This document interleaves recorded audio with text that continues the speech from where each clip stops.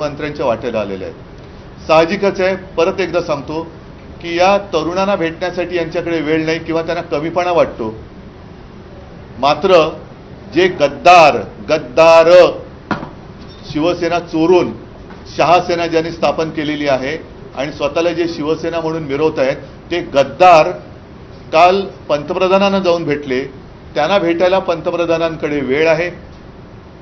शहासेनेचे प्रमुख शहा काल मुंबईत होते, त्यांचं स्वागत त्यांनी ठेवलेल्या या गद्दारांनी केलं असेलच। मात्र हे गद्दार खासदार यांना भेटायला मोदींना वेळ आहे। मोदी त्यांना नुसते भेटलेच नाही तर मोदींनी जे काय त्यांना सांगितलं की जसं आपण म्हणतो की स्वामी समर्थांना आपण एक त्यांच्या चरणी लीन होतो, याचं कारण का की संकटाच्या वेळेला आपल्या पाठी कोणीतरी आहे। म्हणून स्वामी समर्थांचं जे वाक्य आहे की भिवू नकोस, मी आहे तुझ्या पाठीशी, तसं आता मोदी नवीन स्वामी झालेत की काय।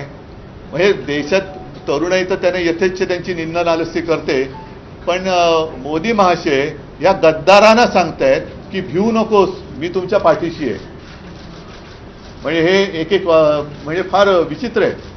आणि आता या गद्दारांना चिंता कसली आहे, कारण वॉशिंग मशीनमध्ये गेलेत, यांना आता यांच्यावरचे डाग तर धुतले गेलेत, मात्र गद्दारीचा डाग हा धुतला जात नाहीये। तो डाग धुणारं वॉशिंग मशीन अजून भाजपकडे आलेलं नाहीये। हे बाकीच्यांकडे फोटो आलेले आहेत, काल त्यांची भेट झाली।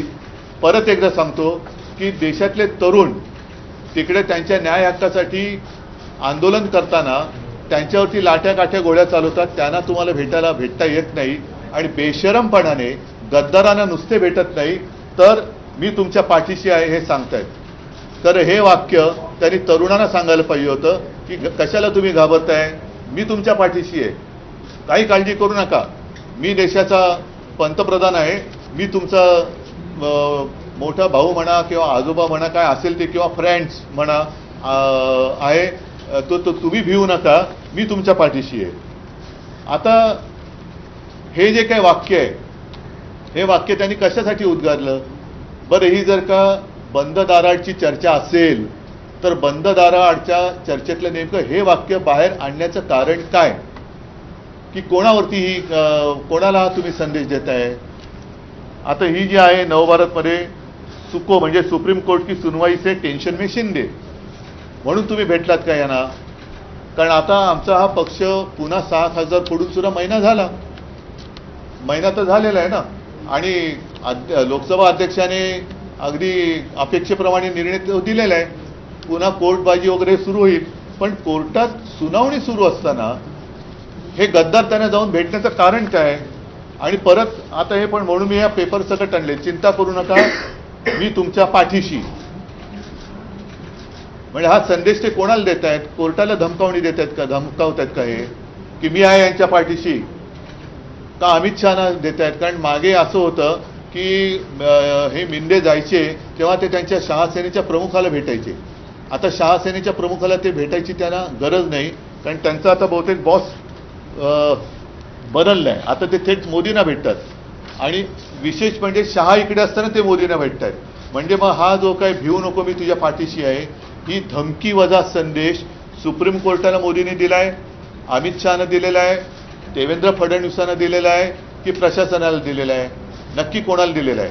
आणि माझं मत आहे, अनिल देसाई इकडे बसलेत, अनिल ही सगळी कात्रणं माननीय सुप्रीम कोर्टाकडे सुद्धा सादर करा की हे असं वातावरण निर्माण केलं जाते।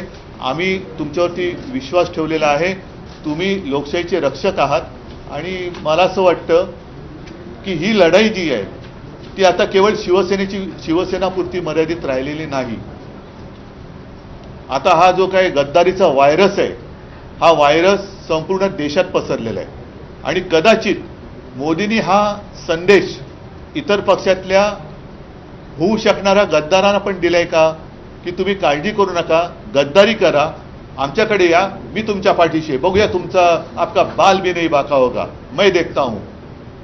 तर असा हा संदेश किंवा ही धमकी मोदींनी कोणाला नक्की दिले, सुप्रीम कोर्टाला दिले, अमित शहानं दिले, देवेंद्रनं दिले, प्रशासनाने दिले का हा संदेश इतर पक्षातल्या गद्दार होऊ शकणाऱ्या खासदारांना दिले की तुम्ही गद्दारी करा, मी तुमच्या पाठीशी आहे. तर याचा खुलासा झाला पाहिजे.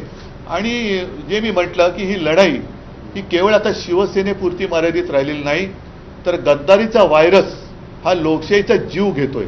तर लोकशाहीबद्दल प्रेम असणारे